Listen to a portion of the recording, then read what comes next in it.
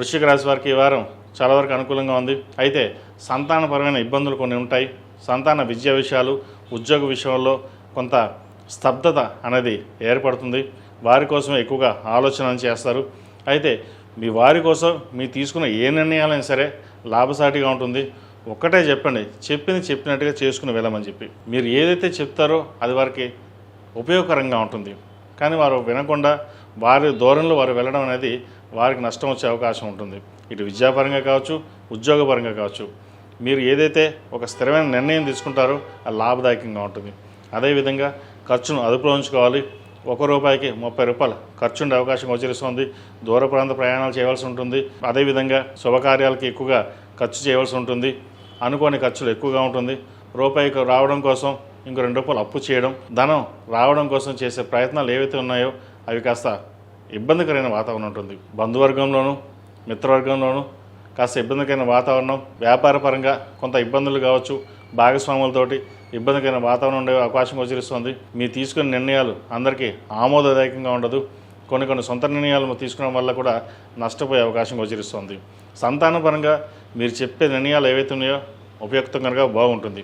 కానీ ఉద్యోగరీత్యా, వ్యాపారరీత్యా మీరు తీసుకునే నిర్ణయాలు ఏవైతే ఉన్నాయో నష్టం కలిగించే విధంగా గ్రహగతులు ఉన్నాయి. వాటి విషయంలో జాగ్రత్త వహించండి. ఈ రాశిలో జన్మించిన స్త్రీలకు చాలా వరకు అనుకూలంగా అని చెప్పచ్చు.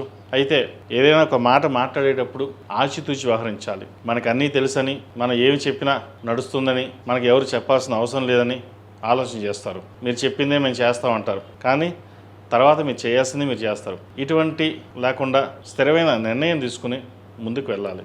లేకపోతే భవిష్యత్తులో ఇబ్బంది పడే అవకాశం గోచరిస్తుంది. ద్వితీయ పంచమాధిపతి అయిన గురువు భాగ్యస్థానంలో ఉన్నారు. కొంతవరకు అనుకూలంగా ఉంది. దశమ స్థానంలో రవి ఉన్నారు.